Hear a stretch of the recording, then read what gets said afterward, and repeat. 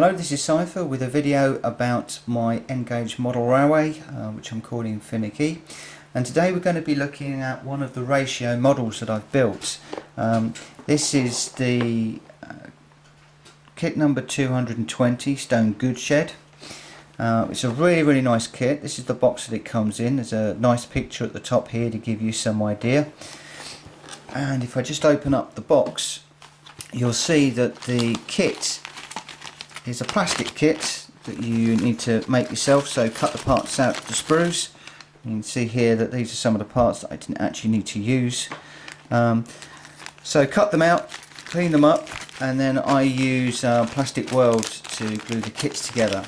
Now the only downside with N-gauge is the parts are very small, and this kit does have some very small parts. So for instance, this is the lamp, and even the camera's struggling to get it into focus, and you can see that the plastic weld actually broke the ladder when I was trying to put it together, and the actual lamp has come apart as well. So I'm going to need to rethink how I put some of the really small parts together. Not sure I actually need that lamp, because hopefully I'm going to be doing some electric lamps, but the instructions that come with it are really good, very comprehensive, very easy to follow.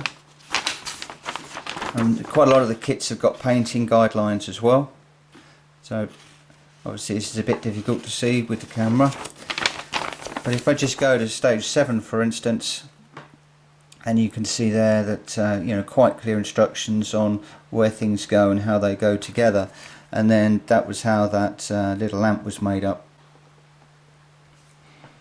Okay, so this is my painted model. I've gone for like a dark stone look with sort of a burgundy colour on the drain pipes, and this is going to be the paint scheme that I'm going to try and use throughout the layout, and I'm hoping that this is a reasonably good quality model that I've painted reasonably nicely, and I'm hoping that all of the kits are going to be of similar quality to this one.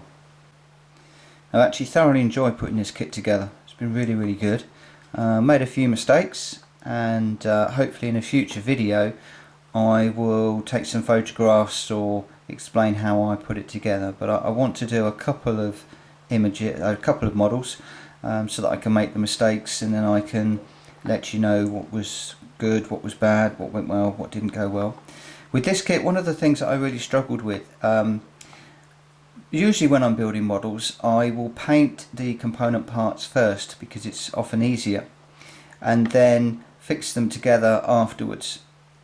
However, I found that trying to fit the gutterings and some of the smaller parts once they were fitted with super glue, because obviously you can't use plastic weld on the paint, was very difficult. I really did struggle, and so for future models what I think I'm going to do in this scale is to completely build the model, or if there are larger parts then I might leave that off to fit later.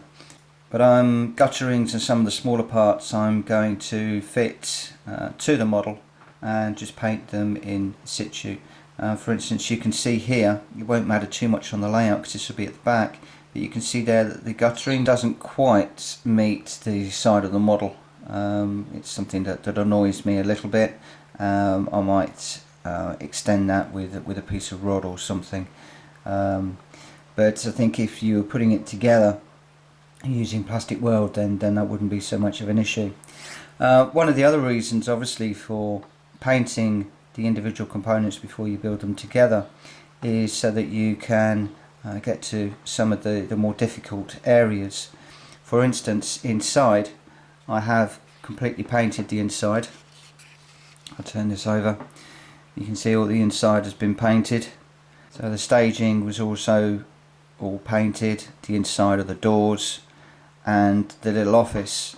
So I think there's a fair amount of this would need to be painted and then fitted, but what I plan to do next time is to do the main part, put the gutterings and the externals on, and then this area here would have been all created, so mount the office onto the staging, and then glued the staging carefully into place afterwards. So all this would have gone in, and possibly even the sliding doors as well, so that I could get the rear of the sliding doors painted as I have done here. Some modelers don't worry if they know that the model is going to be planted on the layout thus.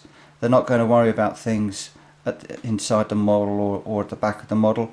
I am not entirely sure where everything is going to go on the layout yet. I've got a fairly good idea, but not 100% sure where it's all going to go on the layout. So I want to make sure that everything is all painted up nicely. And at some point, if I do dismantle or rearrange the layout, I might actually want to have the model situated thus. Or maybe even, I might even want to view the model from the rear. There could be any orientation. So the fact that I've actually got this model completely painted does mean that I've got that luxury. And as well, if I go on to sell the model at the end of the day and I break it up again, I've got quite a nice little standalone model to sell. So there's going to be quite a few ratio kits that I'm going to be building on this layout. This is the first of many. I'll probably build a couple more just to get the painting style and get everything working the way that I want it to look, and then I'll look at possibly doing some photographs through a project. They do take a long time to put together and to paint, as you can probably imagine, and for that reason obviously it doesn't really lend itself to a complete video.